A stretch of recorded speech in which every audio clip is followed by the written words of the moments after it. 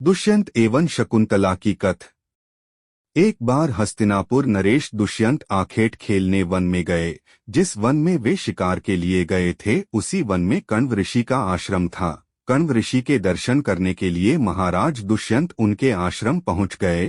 पुकार लगाने पर एक अति लावण्यमयी कन्या ने आश्रम से निकलकर कहा, हे राजन, महर्षि तो तीर्थ यात्रा पर गए हैं, किंतु आपका इस आश्रम में स्वागत है। उस कन्या को देखकर महाराज दुष्यंत ने पूछा, बालिके, आप कौन हैं? बालिका ने कहा, मेरा नाम शकुंतला है और मैं कण्व ऋषि की पुत्री हूँ। उस कन्या की बात सुनकर महाराज दुष्यंत आश्चर्यचकित होकर बोले, महर्षि तो आजन्म ब्रह्मचारी हैं, फिर आप उनकी पुत्री कैसे हैं? उनके इस प्रश्न के उत्तर में शकुंतला ने कहा, वास्तव में मेरे माता पिता मेनका और विश्वामित्र हैं। मेरी माता ने मेरे जन्म होते ही मुझे वन में छोड़ दिया था, जहाँ पर शकुंत नामक पक्षी ने मेरी रक्षा की, इसीलिए मेरा नाम शकुंतला पड़ा। उसके बाद कण्व ऋषि की दृष्टि मुझ पर पड़ी और वे मुझे अपने आश्रम में ले आए। उन्होंने ही मेरा भरण पोषण किया। जन्म देने वाला, पोषण करने वाला तथा अन्न देने वाला, ये तीनों ही पिता कहे जाते हैं। इस प्रकार कण्व ऋषि मेरे पिता हुए। शकुंतला के वचनों को सुनकर महाराज दुष्यंत ने कहा, शकुंतले, तुम क्षत्रिय कन्या हो, तुम्हारे सौंदर्य को देखकर मैं अपना हृदय तुम्हें अर्पित कर चुका हूँ। यदि तुम्हें किसी प्रकार की आपत्ति न हो तो मैं तुमसे विवाह करना चाहता हूँ। शकुंतला भी महाराज दुष्यंत पर मोहित हो चुकी थी, अतः उसने अपनी स्वीकृति प्रदान कर दी। दोनों ने गंधर्व विवाह कर लिया। कुछ काल महाराज दुष्यंत ने शकुंतला के साथ विहार करते हुए वन में ही व्यतीत किया। फिर एक दिन वे शकुंतला से बोले, प्रियतमे, मुझे अब अपना राजकार्य देखने के लिए हस्तिनापुर प्रस्थान करना होगा। महर्षि कण्व के तीर्थ यात्रा से लौट आने पर मैं तुम्हें यहाँ से विदा कराकर अपने राजभवन में ले जाऊंगा। इतना कहकर महाराज ने शकुंतला को अपने प्रेम के प्रतीक के रूप में अपनी स्वर्ण मुद्रिका दी और हस्तिनापुर चले गए। एक दिन उसके आश्रम में दुर्वासा ऋषि पधारे। महाराज दुष्यंत के विरह में लीन होने के कारण शकुंतला को उनके आगमन का ज्ञान भी नहीं हुआ और उसने दुर्वासा ऋषि का यथोचित स्वागत सत्कार नहीं किया। दुर्वासा ऋषि ने इसे अपना अपमान समझा और क्रोधित होकर बोले, बालिके, मैं तुझे शाप देता हूँ कि जिस किसी के ध्यान में लीन होकर तूने मेरा निरादर किया है वह तुझे भूल जाएगा। दुर्वासा ऋषि के शाप को सुनकर शकुंतला का ध्यान टूटा और वह उनके चरणों में गिरकर क्षमा प्रार्थना करने लगी। शकुंतला के क्षमा प्रार्थना से द्रवित होकर दुर्वासा ऋषि ने कहा, अच्छा, यदि तेरे पास उसका कोई प्रेम चिन्ह होगा तो उस चिन्ह को देख उसे तेरी स्मृति हो आएगी।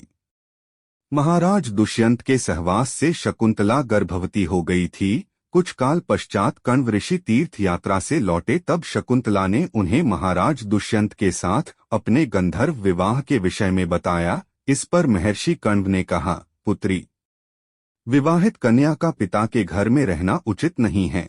अब तेरे पति का घर ही तेरा घर है। इतना कहकर महर्षि ने शकुंतला को अपने शिष्यों के साथ हस्तिनापुर भिजवा दिया। मार्ग में एक सरोवर में आचमन करते समय महाराज दुष्यंत की दी हुई शकुंतला की अंगूठी, जो कि प्रेम चिन्ह थी, सरोवर में ही गिर गई। उस अंगूठी को एक मछली निगल गई।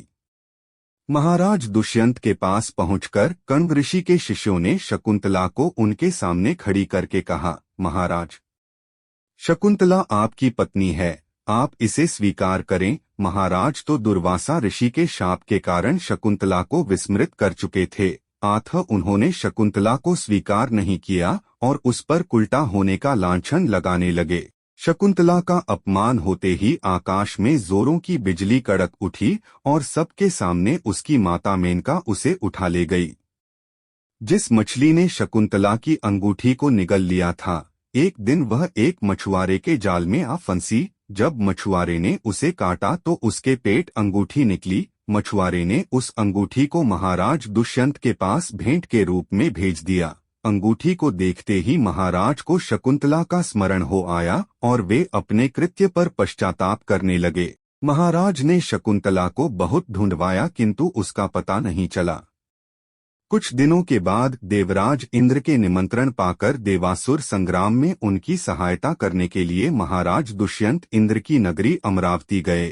संग्राम में विजय प्राप्त करने के पश्चात जब वे आकाश मार्ग से हस्तिनापुर लौट रहे थे तो मार्ग में उन्हें कश्यप ऋषि का आश्रम दृष्टिगत हुआ। उनके दर्शनों के लिए वे वहां रुक गए। आश्रम में एक सुंदर बालक एक भयंकर सिंह के साथ खेल रहा था। मेनका ने शकुंतला को कश्यप ऋषि के पास लाकर छोड़ा था तथा वह बालक शकुंतला का ही पुत्र था। उस बालक को देखकर महाराज के हृदय में प्रेम की भावना उमड़ पड़ी। वे उसे गोद में उठाने के लिए आगे बढ़े तो शकुंतला की सखी चिल्ला उठी, हे भद्र पुरुष, आप इस बालक को न छुएं, अन्यथा उसकी भुजा में बंधा काला डोरा सांप बनकर आपको डस लेगा। यह सुनकर भी दुष्यंत स्वयं को न रोक सके और बालक को अपने गोद में उठा लिया। अब सखी ने आश्चर्य से देखा कि बालक के भुजा में बंधा काला गंडा पृथ्वी पर गिर गया है। सखी को ज्ञात था कि बालक को जब कभी भी उसका पिता अपने गोद में लेगा वह काला डोरा पृथ्वी पर गिर जाएगा। सखी ने प्रसन्न होकर समस्त वृतांत शकुंतला को सुनाया। शकुंतला महाराज दुष्यंत के पास आई। महाराज ने शकुंतला को पहचान लिया। उन्होंने अपने कृत्य के लिए शकुंतला से क्षमा प्रार्थना किया और कश्यप ऋषि की आज्ञा लेकर उसे अपने पुत्र सहित अपने साथ हस्तिनापुर ले आए। महाराज दुष्यंत और शकुंतला के उस पुत्र का नाम भरत था। बाद में वे भरत महान प्रतापी सम्राट बने और उन्हीं के नाम पर हमारे देश का नाम भारतवर्ष हुआ।